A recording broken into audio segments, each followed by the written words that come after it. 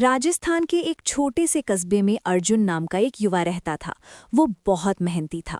उसका सपना था कि उसकी खुद की एक इत्र की दुकान हो जहां से वो ऐसी खुशबू बेच सके जो लोगों के दिलों को भी महका दे। उसके पिता बासमती चावल के व्यापारी थे, पर अर्जुन को अपने पिता के कारोबार में कभी दिलचस्पी नहीं रही। उसे तो बस खुशबुओं की दुनिया में जीना अच्छा लगता था। अर्जुन बचपन से ही अलग अलग फूलों और जड़ी बूटियों की खुशबू इकट्ठा करता और अपने कमरे में छोटे छोटे शीशियों में रखता। लोग उसकी इस अजीब आदत पर हंसते और कहते, खुशबू बेचकर कोई अमीर नहीं बना बेटा। लेकिन अर्जुन हमेशा मुस्कुराकर कहता, अगर दिल से किया जाए तो हर काम की कीमत होती है।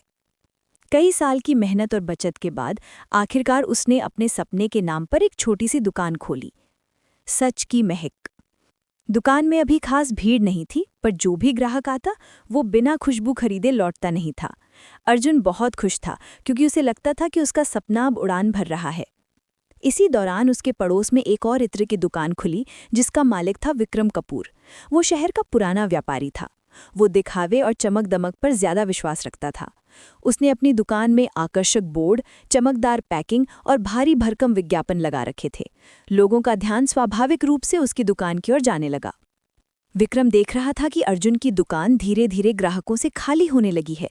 उसने मन में सोचा कि अगर अर्जुन की दुकान बंद हो जाए तो उसका कारोबार और भी बढ़ जाएगा।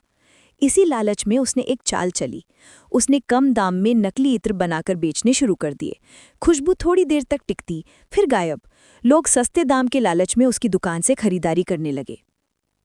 एक दिन कस्बे में एक बड़ा उत्सव था और सभी व्यापारी नगरपालिका द्वारा आयोजित एक प्रदर्शनी में अपना सामान लेकर आए।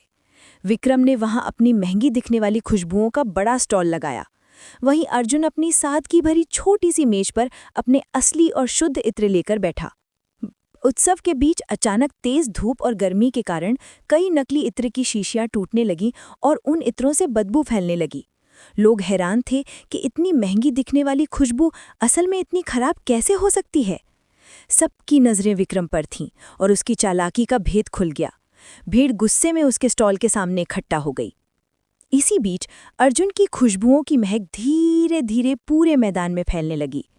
लोग उसी महक की ओर खिंचते चले आए और उन्होंने जब जाना कि ये सब अर्जुन के हाथों का कमाल है तो सबने उसकी तारीफ और खरीदारी शुरू कर दी।